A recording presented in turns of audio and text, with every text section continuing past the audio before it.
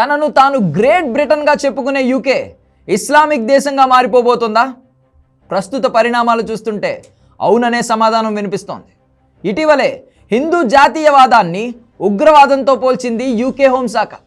హిందుత్వాన్ని తమ దేశానికి ఎదురయ్యే ముప్పుగా పరిగణించి దుస్సాహసానికి పూనుకుంది. తాజాగా ఆ దేశ మాజీ హోం సెక్రటరీనే బ్రిటన్ ముస్లిం ఛాందసవాదుల చేతిలోకి వెళ్ళిపోతుందని ఆందోళన వ్యక్తం చేశారు. త్వరలో చైనా, రష్యా కాకుండా యూకేనే అమెరికాకు అతిపెద్ద ముప్పుగా మారుతుందని అంచనా వేశారామె. బ్రిటన్లోని విచ్ఛిన్న రాజకీయాలు, షరియా చట్టం వ్యాప్తి గురించి షాకింగ్ కమెంట్స్ చేశారు.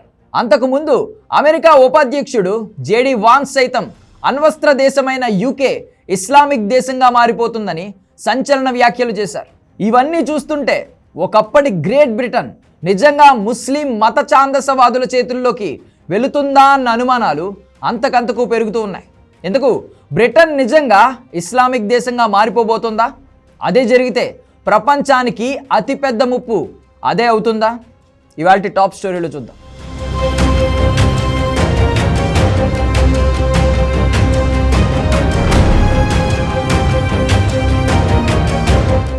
ప్రతి దేశానికి సొంత చట్టాలుంటాయి.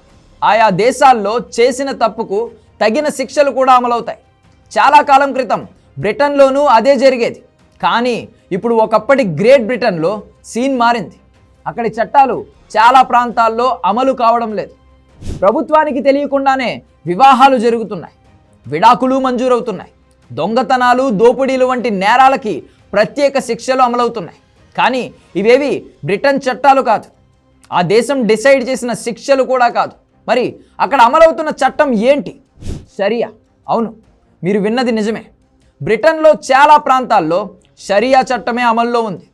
ఆ ప్రాంతాల్లో బ్రిటన్ రూల్స్ నడవవు, బ్రిటన్ రాజ్యాంగాన్ని ఫాలో అవ్వరు. కేవలం షరియా చట్టం మాత్రమే ఆ ప్రాంతాల్లో నడుస్తుంది. బహుశా నాన్ ఇస్లామిక్ దేశంలో షరియా చట్టం అమల్లో ఉన్నది బ్రిటన్లోనే కావచ్చు. జేడీ వాన్స్ బ్రేవర్మాన్ ఆందోళన కూడా ఇదే.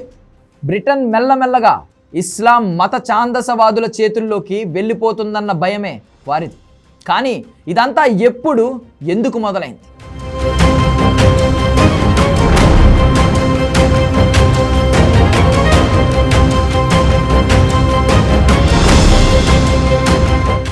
బ్రిటన్లో చాలా కాలంగా పాకిస్తానీలు స్థిరపడుతూ వస్తున్నారు.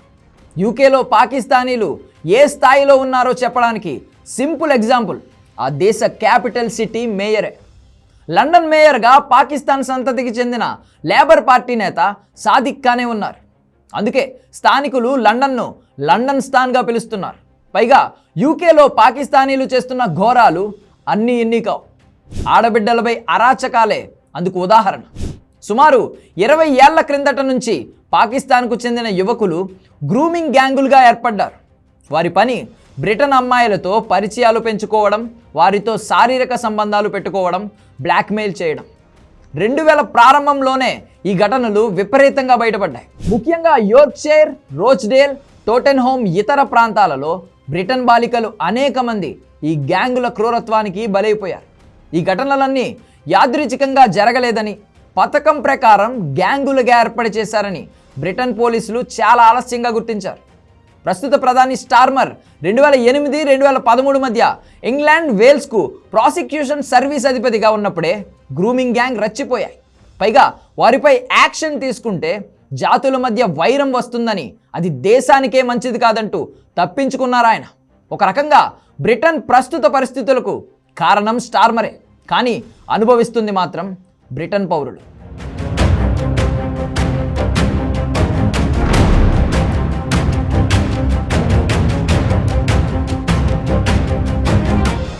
యూకేలో కొన్ని ప్రాంతాల్లో బహుభార్యత్వం, షరియా చట్టం, బంధువుల మధ్య వివాహాలు అమల్లో ఉన్నాయి. షరియా చట్ట ప్రకారం 4 భార్యలు ఉండవచ్చు. బ్రిటన్లో వివాహాలను ఖచ్చితంగా నమోదు చేసుకోవాలన్న నిబంధన ఉంది. కానీ సుమారు 1,00,000 ఇస్లామిక్ వివాహాలు నమోదు కాలేదని అక్కడి రికార్డులు చెప్తున్నాయి. అక్కడ పుడుతున్న పిల్లలకు అత్యధిక మంది పెడుతున్న పేరు కూడా మహమ్మద్. అంతేకాదు, షరియా చట్టం అమలు చేసే కోర్టులు యూకేలో 85 ఉన్నట్లు ఇటీవలే బయటపడింది. అంటే ఆ కోర్టులు ఉన్న ప్రాంతాల్లో బ్రిటన్ చట్టాలు నడవవు. షరియా చట్టంలో ఏదుంటే అదే నడుస్తుంది. ఈ కారణంగానే ఇస్లామిక్ రూలింగ్కు యూకే వెస్ట్రన్ క్యాపిటల్గా మారుతుందని విశ్లేషణలు మొదలయ్యాయి. నేషనల్ సెక్యులర్ సొసైటీ సమాంతర న్యాయ వ్యవస్థ ఉనికిపై ఆందోళన వ్యక్తం చేస్తోంది. 1982లో యూకేలో తొలి షరియా కౌన్సిల్ ఏర్పాటైంది. Islamic Sharia Council of Great Britain and Northern Ireland తూర్పు లండన్లోని లేటన్ కేంద్రంగా ఉంది. ఇది విడాకుల సమస్యలు పరిష్కరించే స్వచ్ఛంద సంస్థగా ప్రారంభమైంది. ఇంగ్లాండ్, వేల్స్లోనూ ముస్లిం జనాభా ఈ ఇస్లామిక్ కోర్టులనే ఆశ్రయిస్తూ ఉన్నారంటే సిచ్యుయేషన్ ఎంత దారుణంగా ఉందో మీరే అర్థం చేసుకోవచ్చు.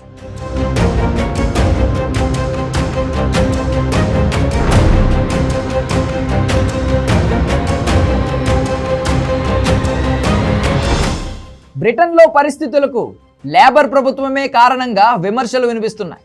యూకే ప్రధాని కీర్ స్టార్మర్ ఓటు బ్యాంకు రాజకీయాలకు పెట్టింది పేరు. గ్రూమింగ్ గ్యాంగ్స్ రచ్చిపోతున్నా చూసి చూడనట్టు వ్యవహరించడానికి కారణం ఇదే. ఆ పార్టీకి ముస్లింల మద్దతు కీలకం. వారి ఓట్ల కోసం తమ దేశంలో షరియా చట్టాలు అమల్లోకి వస్తున్నా చూసి చూడనట్టు వ్యవహరిస్తున్నారు. అంతెందుకు, స్టార్మర్ తీసుకునే నిర్ణయాలు చాలా వరకు ముస్లిం ఛాందసవాదులకు అనుకూలంగా కనిపిస్తున్నాయి. హిందూ జాతీయవాదాన్ని ముప్పుగా పరిగణిస్తూ హోంశాఖ నివేదికలో పేర్కొన్నారంటే కీర్ స్టార్మర్ నిర్ణయాలు ఎవరికి మద్దతుగా ఉన్నాయో మీరే అర్థం చేసుకోవచ్చు. అందుకే జేడీ వాన్స్, బ్రేవర్మాన్ వంటి లీడర్లు లేబర్ ప్రభుత్వంపై ఆందోళన వ్యక్తం చేస్తున్నారు. ఏది ఏమైనా న్యూక్లియర్ పవర్ ఉన్న బ్రిటన్ ముస్లిం ఛాందసవాదుల చేతుల్లోకి వెళ్తే మాత్రం ఈ ప్రపంచానికి అంతకు మించిన శాపం మరేదీ ఉండదు.